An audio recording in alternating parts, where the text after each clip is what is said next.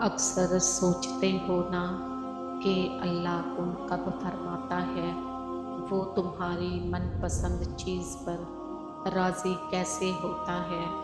तुम सोचते हो वो नामुमकिन को मुमकिन कब बनाता है। अल्लाह ने कुरान पाक में लोगों को ये बात ज़हन नशीन करवा दी है कि आजमाइश ही वो कसौटी है जिससे खोटा और खरा परखा जाता है।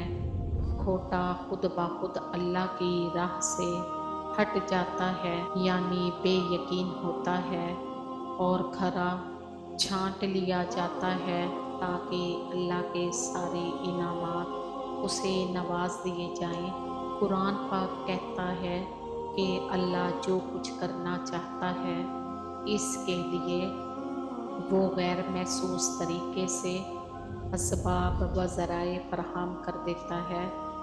याद रखो, कोई मुसीबत, कोई खौफ तुम्हारे पीछे पीछे आए तो तुम्हें उस पर ऐसे डट जाना चाहिए कि अल्लाह भी तुम्हारी हिम्मत पर रश्क करे।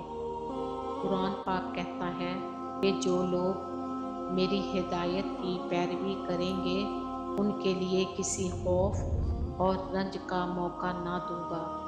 अल्लाह फरमाता है कि जब मेरे बंदे मुझसे मेरे बारे में पूछें तो उन्हें बता दो कि मैं बहुत करीब हूँ, और जब वो मुझे से रजू करते हैं तो मैं उन्हें हरगिज़ खाली हाथ नहीं छोड़ता।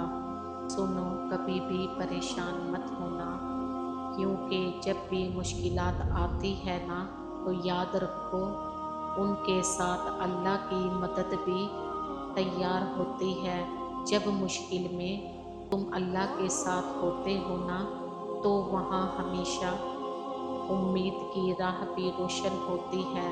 तुम मेरी ये बात हमेशा याद रखना कि अल्लाह तुम्हारी ख्वाहिश को कभी भी तब्दील नहीं करता, बल्कि वो तुम्हारी सब्र की परवरिश करता है।